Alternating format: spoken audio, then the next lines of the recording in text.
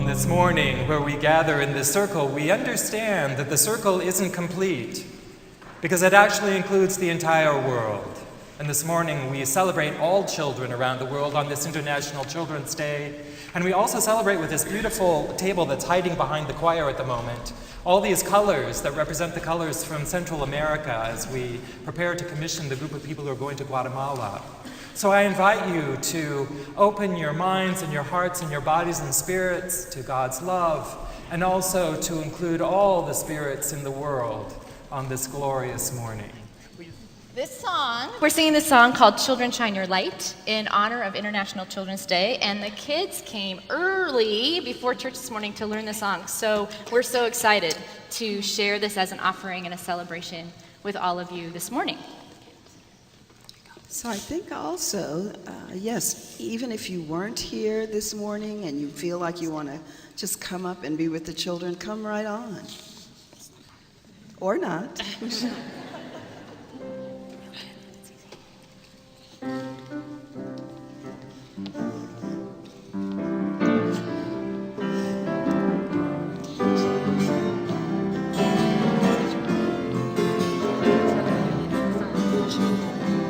Children, shine your light. Children, shine your light. Children, shine your light. Let your light shine over. Children, children, Shine your light. Children, shine your light. Children, shine your light. Let your light shine over the world. Walk in the light. Let your light shine. We are walking in the light. Let your light shine. We are walking in the light. Let your light shine over. Let your light shine over the world. parents, Shine your light. Parents, shine your light. Parents, shine your light. Shine the light, shine over the world. We are walking in the light. We are walking in the light. We are walking in the light. Let your light shine over the world. neighbors, neighbors, Shine your light. Neighbors, shine your light. Neighbors, shine your light. Let your light shine over the world. Walking in the light. Let your light shine over. We are walking in the light. Let your light shine over. We are walking in the light. Let your light shine over. Let your light shine over. First Church, First Church, Shine your light. First Church, shine your light. First Church, shine your light. Let your light shine over. First Church, First Church, shine your light. First Church, shine your light. First Church, shine your light. Let your light shine over the world. Walking in the light. We are walking in the light. We are walking in the light. Let your light shine over. Let your light shine over the world. Walking in the light. We are walking in the light. We are walking in the light. Let your light shine over the world. Walking in the light. We are walking in the light. We are walking in the light. Let your light shine over. Let your light shine over the world. Let your light shine over the world. Let your light shine over the world. Let your light shine over the world.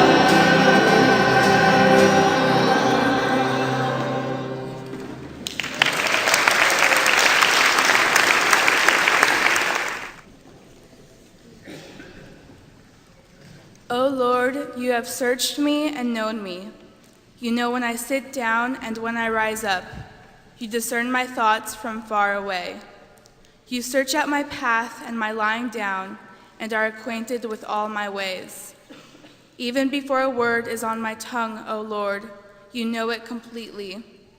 You hem me in behind and before, and lay your hand upon me.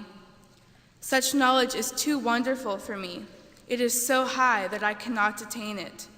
Where can I go from your spirit? Or where can I flee from your presence? If I ascend to heaven, you are there. If I make my bed in Sheol, you are there. If I take the wings of the morning and settle at the farthest limits of the sea, even there your hand shall lead me, and your right hand shall hold me fast. If I say, surely the darkness shall cover me, and the light around me become night, even the darkness is not dark to you. The night is as bright as the day, for the darkness is as light to you. For it was you who formed my inward parts. You knit me together in my mother's womb. I praise you, for I am fearfully and wonderfully made. Wonderful are your works that I know very well. My frame was not hidden from you when I was being made in secret, intricately woven in the depths of the earth. Your eyes beheld me in my unformed substance. In your book were written all the days that were formed for me, when none of them as yet existed. How weighty to me are your thoughts, O God! How vast is the sum of them! I try to count them. They are more than the sand. I come to the end. I am still with you.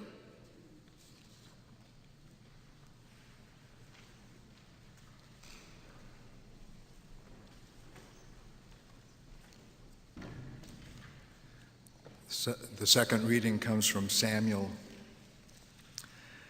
Now the boy Samuel was ministering to the Lord under Eli. The word of the Lord was rare in those days. Visions were not widespread. At that time, Eli, whose eyesight had begun to grow dim so that he could not see, was lying down in his room. The lamp of God had not yet gone out, and Samuel was lying down in the temple of the Lord where the ark of God was. Then the Lord called, Samuel, Samuel. And he said, Here I am, and ran to Eli and said, Here I am, for you called me. But Eli said, I did not call, lie down again. So Samuel went and lay down. The Lord called again, Samuel. Samuel got up and went to Eli and said, Here I am, for you called me. But Eli said, I did not call, my son, lie down again. Now Samuel did not yet know the Lord, and the word of the Lord had not yet been revealed to him. The Lord called Samuel again a third time. And he got up and went to Eli and said, Here I am, for you called me. Then Eli perceived that the Lord was calling the boy. Therefore Eli said to Samuel, Go, lie down, and if he calls you, you shall say, Speak, Lord, for your servant is listening. So Samuel went and lay down in his place. Now the Lord came and stood there, calling as before, Samuel, Samuel.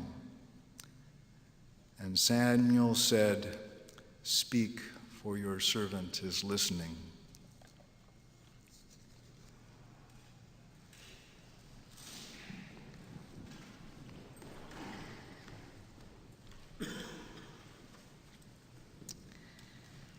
I would think that Samuel, of all people, would be clear on what he had just heard, or who he had heard.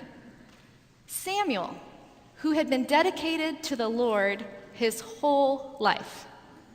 Samuel, the child of Hannah, the woman who was unable to have a child, and so she begged God to give her a baby. And when she finally conceived, she was so grateful, she dedicated that child to God. And so as soon as Samuel was weaned, Hannah brought him to live and serve in the temple of Eli, the high priest. So when we meet Samuel in this story, asleep in the room next to Eli, we know he's been serving in the house of the Lord for years. And just to reinforce the point of how close Samuel was or should have been to God, the story says that the boy was sleeping next to where the Ark of God was. And we know for the ancient Israelites, the Ark of God, or the Ark of the Covenant, was where God lived. So surely Samuel could hardly have been closer to God. And yet he almost missed the call. Well, he didn't really miss it. He heard something. He heard a voice. There's no way of getting around the voice in this story. 4 times, we're told, the Lord called Samuel. The Hebrew here, I love Hebrew. And it's really great when you can look up different words because it gives a different interpretation or meaning to the text. So the word here for call, the Hebrew word here for call, is kara, which other places in the Hebrew Bible is interpreted as a shout or a loud cry. This was not a whisper or a suggestion. It wasn't, Samuel, Samuel. It was Samuel! Enough to wake him from his bed. And yet, the boy didn't understand that the voice was God. Oh, it's just Eli, he thought, rousing himself out of the bed. He wants a drink of water. He wants me to make sure the lamp is lit. Why would Samuel think that the voice rousting him out of bed in the middle of the night was anyone except Eli? After all, that was his job, to serve the high priest. And it even says right there in the text, the word of the Lord was rare in those days. Visions were not widespread. Why would he have believed that this was a call from God? I don't know about you, but generally I don't assume that a sound waking me up in the middle of the night is the voice of God. I think we might be as likely as Samuel to interpret that noise we heard as our child down the hall, or a loud neighbor through the apartment wall, or my own crazy brain waking me up with my dreams in the middle of the night. Even in this community where we talk about a still speaking God, I'm not sure this is exactly what we mean. God calling our name in the middle of the night. Sure, as Christians, we talk about and we believe we are all called into God's service to respond to injustice, to be attentive to the needs of the world, to work hard to bring liberation, compassion, peace, and healing, to do our part to bring the kingdom of heaven on earth. But an individual, personal call from God, God calling our name, does it even happen like that? Which needs are we supposed to respond to? Which justice issues? Is God really calling me personally to address the huge needs of the world? What if I can't be that person to do those things that God requires? Or what if I miss it, this voice of God? I think sometimes this concept of call actually can be crazy making, especially in stories like this one, because it suggests that God's voice comes really clearly in one particular instance, one clear moment when we are told what we are supposed to do, the particular role we're supposed to play. And if that hasn't happened to me, if I haven't heard that summoning voice in the middle of the night calling my name, maybe I haven't been trying hard enough, or maybe it came and I missed it, or maybe those types of calls only happen to exceptional people, people called to do momentous things in history. And I know I don't have those gifts. My gifts are of a more ordinary nature. It reminds me of this story that I love, maybe you've heard it, about this rabbi, this ancient rabbi, Rabbi Zusia, famous scholar and sage of the Talmud. Zusia was admired and revered for his wisdom and compassion and devotion to God. And the legend goes that as he was dying, he was surrounded by his students. And he said to them that he was afraid to face God, that I will be found wanting, he says. His students were shocked and said to him, Rabbi, you are a pure and righteous man. You have shown the leadership of Abraham, the courage of Jacob, the vision of Moses. What can you have to fear in facing God? And Zusia replied, I am not afraid that God will ask me why I was not Moses or Jacob or Abraham. I can honestly say I did not have the God-given abilities of Abraham or the talents of Moses. But if God asks me, Zusia, why were you not more like Zusia? For that, I have no answer at all. The question is not, will we be Moses or Samuel or even Jesus, but will we be ourselves?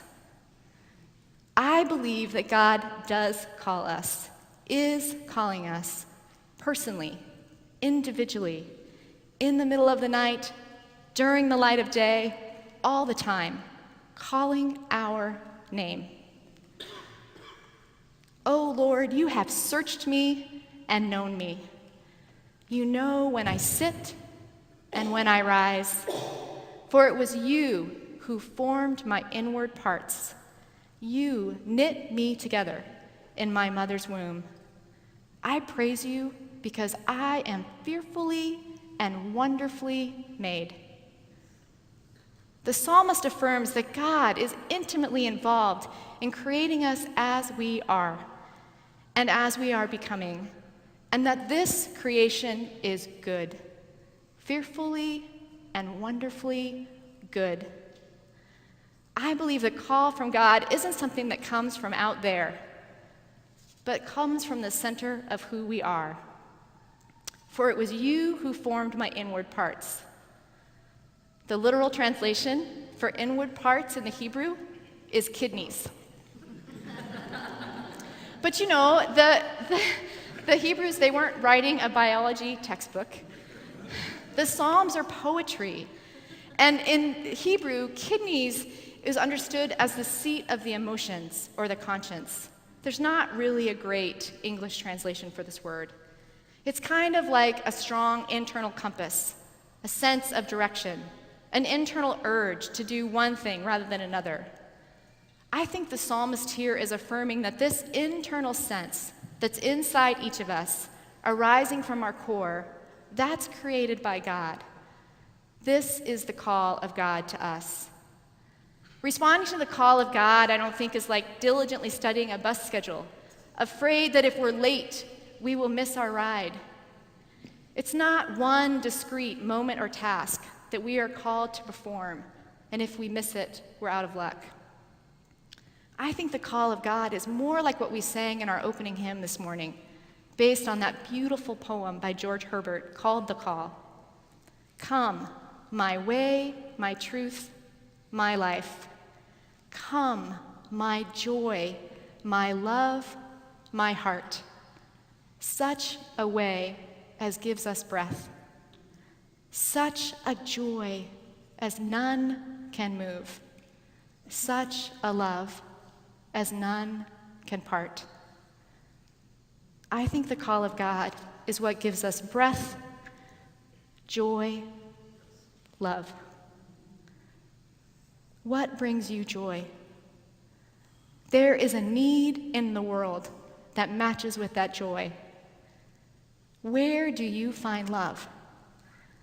There you will find God.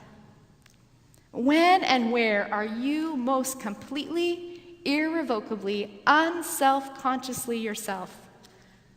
I would suggest that is the call from God. We are called by God to be ourselves, not some perfect, holy caricature of ourselves, but our real selves. This is International Children's Day, and don't we all want for the kids we love in our lives, for them to be their real selves in the world? Don't we know that that's what the world needs for those beautiful children to be able to be their full and complete and authentic self? Here's the thing, though. As great as it sounds, be yourself, shine your light, it's not an easy task, especially when we begin to bring this full, authentic self into the world. Because there is no guarantee that being who we are in the world will not be difficult. In fact, Scripture, history, our own experience, if it's any guide, says that we can pretty much be assured that there will be moments, long stretches even, when being our fearfully and wonderfully made self feels horrible, when it feels anything but joyful. Times when being true to our inner compass means speaking out against practices that might make business sense but are unethical, unkind, or damaging to the planet. Or times when we know what we need to do is leave a job we love in order to raise a child or care for an aging parent. Or to trust our child into the care of someone else because we feel an urge, a call, to use our gifts beyond our own family for a time. Being our authentic self sounds great until following that self, that call, leads to times that are difficult, challenging, painful, the ones that do wake us up in the middle of the night. These are times, I think, that are the most dangerous, when we are most at risk for abandoning ourselves, abandoning that call that God places in us, not fully living into who we are called to be. Not because we're trying to be someone that we aren't, but because being someone that we are can feel scary, crazy even. Then we tell ourselves that voice must be coming from somewhere else. In those moments, we need Eli. We need people who hear and listen and see what it is that is waking us up in the middle of the night. People who can help us sort that out. People who help us see that we are good, that we are enough, that God might indeed be calling us to bring more of who we are into the world. We need to be Eli for each other and for our children, to encourage each other to bring more and more of ourselves, to be there for each other when we do act out as our authentic selves, when we do respond to the call of the world, and it doesn't go so great the first time. We need to be that community for each other.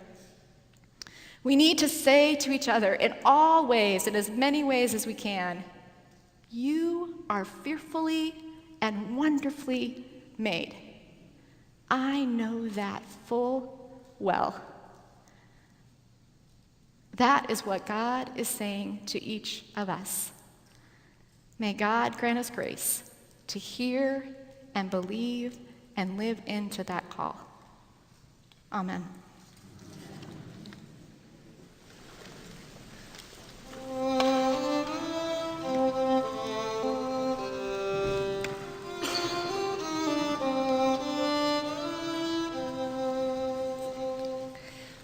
Oh, wonderful the human soul, too wonderful deep for me. For why should such in a prison bind in a house of clay like me? Methinks that the soul is purity, possessing a love divine, longing for beauty and fragrance too, past the rose and jessamine.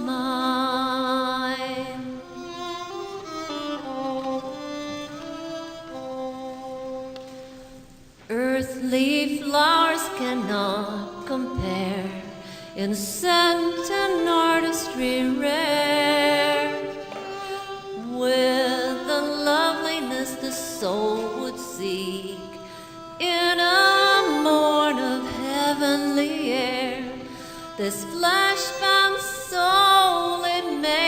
its way, mid shadows and clouds and rain, and bows itself to the human will, though it often cries with pain.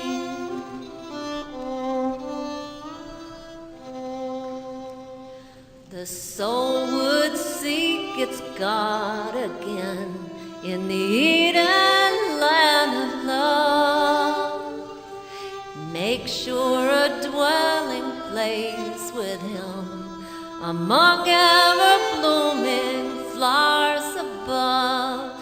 O flesh of mine, O house of clay, subdue thy earthly powers, and let this guest, this heavenly guest, direct all